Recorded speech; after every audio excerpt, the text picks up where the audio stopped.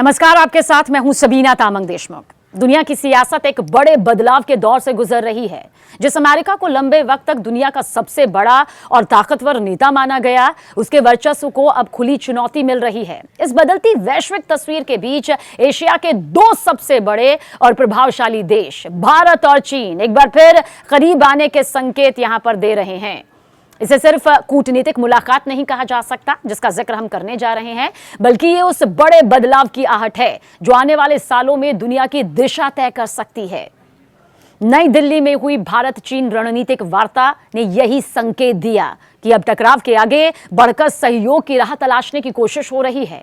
इस अहम बातचीत में भारत की ओर से विदेश सचिव विक्रम मिस्री और चीन की ओर से कार्यकारी उप विदेश मंत्री मा झाओशू शामिल हुए। बातचीत के बाद जो संदेश सामने आया वो साफ था। भारत और चीन अब एक दूसरे को दुश्मन या प्रतिद्वंदी नहीं, बल्कि सहयोगी साझेदार के तौर पर देखने की बात कर रहे हैं। चीन की तरफ से आया बयान खासतौर पर ध्यान खींचने वाला था। चीन ने कहा कि वो भारत के लिए खतरा नहीं, बल्कि विकास का अवसर है। ये वही चीन है जिसके साथ भारत के पिछले कुछ सालों में रिश्ते बेहद तनावपूर्ण रहे हैं। खासकर साल 2020 में पूर्वी लद्दाख में हुए सैन्य टकराव के बाद। ऐसे में यह बयान अपने आप में एक बड़ा संकेत माना जा रहा है। दरअसल मा झाओशू, जी हां, मा झाओशू भारत में ब्रिक्स से जुड़ी बैठकों के सिलसिले में आए हुए हैं। चीन के विदेश मंत्रालय ने बताया कि इस बातचीत में अंतर्राष्ट्रीय और क्षेत्रीय हालात, दोनों देशों की घरेलू और विदेश नीति और साथ ही द्विपक्षीय संबंधों पर खुलकर दोस्ताना लेकिन गहन चर्चा हुई। चीन का साफ कहना है कि जब दुनिया अस्थिरता, युद्ध, आर्थिक दबाव और शक्ति संतुलन के बदलावों से गुजर रही है, तब भारत और चीन जैसे बड़े देशों को साथ मिलकर काम करना चाहिए। चीन का यह भी मानना है कि दोनों देशों को अपने रिश्तों को तत्कालिक विवादों से ऊपर उठकर दीर्घकालिक और रणनीतिक नजरिए से देखना चाहिए। यानी आज के मतभेदों में उलझे रहने की बजाय भविष्य की बड़ी तस्वीर पर ध्यान देना चाहिए। और यही वजह है कि चीन बार बार इस बात पर जोर दे रहा है कि भारत और चीन एक दूसरे के विकास में मददगार बन सकते हैं, ना कि बाधा।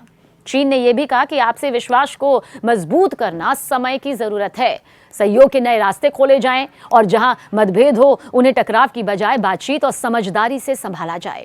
मकसद यह है कि रिश्ते संतुलित रहें, स्थिर रहें और किसी भी तरह के अचानक तनाव से बचा जा सके। इस बातचीत में ब्रिक्स का मुद्दा भी अहम रहा। दोनों देशों ने सहमति जताई कि साल 2026 और साल 2027 में ब्रिक्स की अध्यक्षता के दौरान वो एक दूसरे का समर्थन करेंगे। इसके साथ ही संयुक्त राष्ट्र की केंद्रीय भूमिका, बहुपक्षवाद यानी कि मल्टीलेटरल सिस्टम और ग्लोबल साउथ के देशों के बीच तालमेल मजबूत करने पर भी सहमति बनी। ये संकेत देता है कि भारत और चीन पश्चिमी वर्चस्व के मुकाबले विकासशील देशों की आवाज को और मजबूत करना चाहते हैं।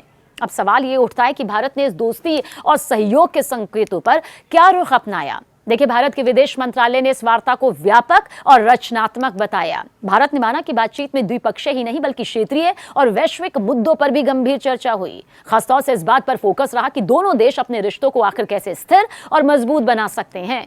लेकिन भारत ने अपनी बात बिल्कुल साफ शब्दों में रखी। भारत ने कहा कि सीमा क्षेत्रों में शांति और स्थिरता दोनों देशों के रिश्तों की प्रगति के लिए सबसे ज्यादा जरूरी शर्त है। वास्तविक नियंत्रण रेखा यानी कि LAC पर शांति बनाए रखना रिश्तों की बुनियाद है। भारत ने ये साफ संदेश दिया है, जब तक सीमा पर हालात सामान्य नहीं होंगे तब तक भरोसे की इमारत पूरी तरह से खड़ी नहीं हो सकती। भारत ने यह भी कहा कि दोनों पक्षों ने अपने शीर्ष नेताओं के मार्गदर्शन का पालन करने की प्रतिबद्धता दोहराई। यानी प्रधानमंत्री नरेंद्र मोदी और राष्ट्रपति शी जिनपिंग के बीच जो समझ बनी है उसी के अनुरूप आगे बढ़ा जाएगा। व्यापार के मुद्दे पर भी बातचीत हुई, लेकिन भारत ने यह साफ कर दिया कि व्यापारिक रिश्तों को सिर्फ आर्थिक नहीं बल्कि राजनीतिक और रणनीतिक नजरिए से भी देखा जाना चाहिए। इसका मतलब यह है कि भारत अब व्यापार में असंतुलन और सुरक्षा से जुड़े मुद्दों को नजरअंदाज नहीं करेगा। इस बीच एक सकारात्मक संकेत कैलाश मानसरोवर यात्रा को लेकर भी मिला।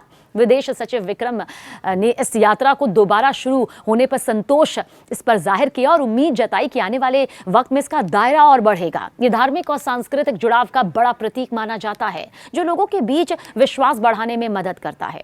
देखिए, भारत और चीन ने हवाई सेवाओं से जुड़े नए समझौते को जल्द अंतिम रूप देने और वीजा प्रक्रिया को आसान बनाने पर भी सहमति जताई। इसका सीधा मतलब यह है कि आने वाले समय में लोगों का आना जाना आसान हो सकता है। छात्रों, व्यापारियों, सैलानियों और पेशेवरों के लिए एक राहत भरी खबर हो सकती है। लोगों के बीच संपर्क बढ़ाने के लिए व्यवहारिक कदम उठाने पर भी गंभीर चर्चा हुई। भारत ने अपनी मौजूदा ब्रिक्स अध्यक्षता के दौरान बहुपक्षीय सहयोग को लेकर अपने विचार साझा किए और चीन से भारत में होने वाले ब्रिक्स शिखर सम्मेलन की सफलता के लिए समर्थन जताया। इतना ही नहीं, चीन ने यह भी कहा कि वो संयुक्त राष्ट्र सुरक्षा परिषद में भारत की आकांक्षाओं को समझता है और उसका सम्मान करता है।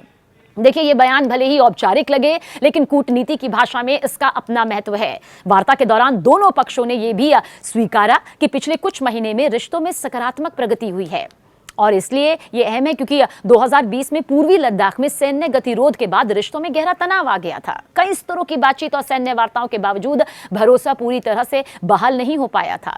हालांकि हालिया उच्च स्तरीय बैठकों में स्थिति धीरे धीरे सुधरती नजर आई और इस दौरान प्रधानमंत्री नरेंद्र मोदी और राष्ट्रपति शी जिनपिंग की अक्टूबर 2024 में कजान और अगस्त 2025 में तियानजिन में हुई मुलाकातों का भी जिक्र किया गया। इन मुलाकातों को रिश्तों में सुधार की प्रक्रिया के लिए बेहद खास माना जा रहा है। हाँ, इस बीच सवाल यह है कि क्या वाकई वक्त आ गया है एलिफेंट और ड्रैगन के साथ नाचने का? क्या वाकई भारत और चीन अपने पुराने विवादों को पीछे छोड़कर एक नए सहयोगी दौर की शुरुआत कर पाएंगे? विशेषज्ञ मानते हैं कि रास्ता आसान नहीं है, भरोसे की कमी है, सीमा विवाद और रणनीतिक प्रतिस्पर्धा अब भी बड़ी चुनौती है। लेकिन यह भी सच है कि बदलती वैश्विक परिस्थितियों में भारत और चीन दोनों को यह एहसास हो रहा है कि टकराव से नुकसान ज्यादा और सहयोग से फायदे ज्यादा हैं। हालांकि भारत दोस्ती निभाने में हमेशा से आगे रहा है, लेकिन चीन की चालाकियां किसी से छिपी नहीं है। देखिए, अगर एलिफेंट और ड्रैगन साथ चलते हैं तो एशिया ही नहीं, पूरी दुनिया की राजनीति और अर्थव्यवस्था पर उसका बड़ा प्रभाव पड़ेगा। फिलहाल संकेत यही है कि भारत और चीन देश टकराव की जगह संवाद को तरजीह देना चाह रहे हैं और ये शुरुआत है। मंजिल अभी दूर है, लेकिन कूटनीति में अक्सर यही सबसे बड़ा कदम माना जाता है।